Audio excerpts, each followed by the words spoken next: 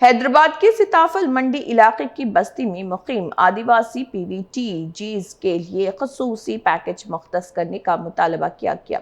आदिवासी तोटी PVTG हुकूक जद्दोजहद समिति के रियासती जनरल सेक्रेटरी ग्रोसिंग गवेन्नू ने कहा है कि बस्ती में आदिवासी खानदान तंग जगहों पर इंतहाई दुश्वार हालात में जिंदगी गुजार रहे।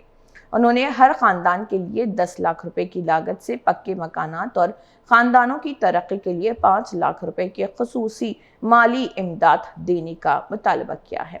साथ ही अंत्योदय कार्ड्स और तालीम, रोजगार और बुनियादी सहूलियात फराहम करते हुए बस्ती को मिसाली बस्ती के तौर पर तरक्की देने की अपील की। आदिवासी तोटी जाति రాష్ట్ర వర్కింగ్ ప్రెసిడెంట్ అయినందుకు నేను కొంచెం సిగ్గుపడాల్సిన పరిస్థితి ఏర్పడింది. ఎందుకంటే నా జాతి అభివృద్ధిలో శరవేగంగా దూసుకెళ్తుందని అనుకున్నాను. కానీ ఇక్కడున్న పరిస్థితులు గమనిస్తుంటే ఆకలితో అలమటించి ఆకలితో మరణించే పరిస్థితిలో ఉన్నాడు. ఆదివాసీ తెగలు అంతరించిపోతున్నాయి అని పెద్ద పురులకు పెద్ద పెద్ద పీటలేసి కోట్లు ఖర్చు పెడుతున్న ఈ కేంద్ర రాష్ట్ర ప్రభుత్వాలు మరి ఆదివాసీలను ఇవాళ అంతరించిపోతున్న తోటి జాతి పీవీటీజీలకు నిధులు కేటాయించడంలో వైఫల్యం చెందినదనేది అక్షరాల సత్యం.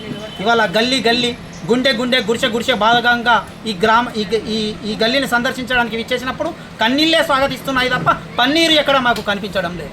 ఒక్కొక్క అర్రలో 6 సంసారం చేస్తున్నారంటే అయ్యా షిఫ్టుల్ వైజ్గా డ్యూటీ చేసినట్టు వాళ్ళు పొద్దున్నాక పనిపోతే వీళ్ళు తెల్లన్నాక ఇంట్లో ఉంటున్నారు, వీళ్ళు తెల్లన్నాక పనిపోతే వాళ్ళు పొద్దున్నాక ఇంట్లో ఉంటున్నారు. ఇంత దీనమైన స్థితిలో బతుకుతున్నామంటే ఎంత దారుణమైన స్థితిలో ఉన్నామో ఒకసారి ప్రభుత్వం గమనించాలి. వాళ్ళ హైదరాబాద్ నగరంలో నడివొడ్డున ఉండి చెప్పుకుంటుంటారు, మా వాళ్ళు హైదరాబాద్లో ఉంటారు. హైదరాబాద్లో ఉండి వీళ్ళు కోట్లు వేసుకోరు, సూట్లు వేసుకోరు, బూట్లు వేసుకోరు. ఇలాంటి హీనమైన పరిస్థితిలో ఉన్నాం. పొద్దుగాల లేస్తే బ్రష్లు డబ్బాలు గిబ్బలు పట్టుకొని హోటళ్ళ పొంట అడక్క పొంట ఈ పొంట అడక్క తింటున్న దానికంటే హీనంగానే జీవిస్తున్నారు ఆదిమతెగలు. మా వాడు ఒక నాయకుడు అయ్యి ఉన్నాడు. ఈ నాయకుడి పరిస్థితే దారుణంగా ఉందంటే ఇంకా ఈ అమాయకుల పరిస్థితి ఎంత ఘోరంగా ఉందో ఒక్కోసారి గమనించాలి. ఇక్కడికి పిల్లని ఇవ్వాలన్నా ఇక్కడ నుంచి పిల్లని తీసుకుపోవాలన్నా గజగజ అనుకుంటుంది. ఎందుకంటే ఒకనాడు అంబేద్కర్ది పెళ్లి చేయాలంటే మార్కెట్లో వేసినట్టు మేము ఇవాళ ఏదైనా చిన్న ఫంక్షన్ చేయాలన్నా ఏదైనా వేయాలన్నా ఎవరన్నా అయ్యా మీరు ఇట్లా ఆగుండ్రి మేము 4 గోడల మధ్య చేసుకుంటామని దండం పెట్టి దాచనం పెట్టి చేసుకునే పరిస్థితి ఏర్పడుతుంది. ప్రభుత్వం మీకు కళ్ళు కనిపించట్లేవా? మా ఆకలి అర్పులు వినిపించట్లేదా? పీవీటీజీలకు వేస్తున్న కోట్ల నిధులు ఎటుపోతున్నాయని ప్రశ్నిస్తున్నాం, ఆవేదన వెలిపిస్తున్నాం. ఇవాళ మీరు మీడియా మిత్రులు అందరూ అన్ని గమనించడం జరిగింది. మరి అక్కడ ఉన్న స్థితిగతులు ఏ విధంగా ఉన్నాయో ఒకసారి ఆలోచించండి. మీరు భావ్య ప్రపంచంలో మా అంత హీనంగా ఉన్నది మాత్రం ఎక్కడ చుట్టూ బంగ్లాలు కనిపిస్తున్నాయి, మళ్ళీ బలిసిన వాళ్ళే వాళ్ళ బాత్రూమ్ అంతా లేవు. మా గృహాలు ఎంత దారుణమైన పరిస్థితిలో ఉన్నాం. మాకు పింఛన్లు లేవు, వికలాంగులు లేరు. 35 కిలోల కార్డు ఇవ్వాలి ప్రభుత్వం చట్టంలో ఉంది 35 కిలోల కార్డు ఇవ్వాలని. కానీ ఏ చట్టం ఎవరికి చుట్టమైందో అర్థం కాని పరిస్థితి ఏర్పడ్డది. ఇవాళ సంరక్షించండి అంతరించిపోతాం. ఇంకొకది ఎక్కువైతే అధికారులు అంటుంటారు ఆదివాసీ పీవీటీజీ తోటితే ఇది ఉందా అన్నయ్య?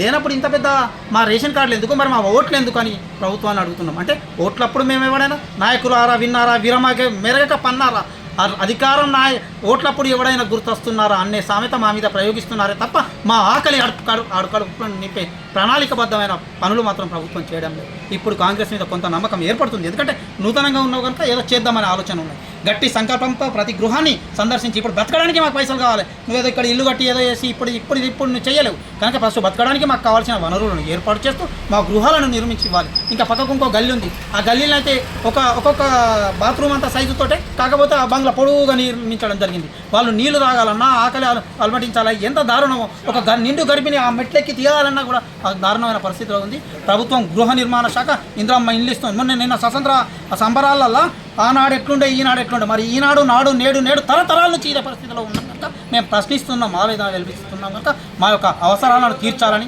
ప్రభుత్వం ఇప్పటికైనా కళ్ళు తెరిచి ఈ కన్నీటి కష్టాలను తుడిచే కాంగ్రెస్ గుడ్డగా మారాలని మేము కోరుకుంటూ జై ఆదివాసీ ఐక్యత, జోహార్ వెడుమారాము.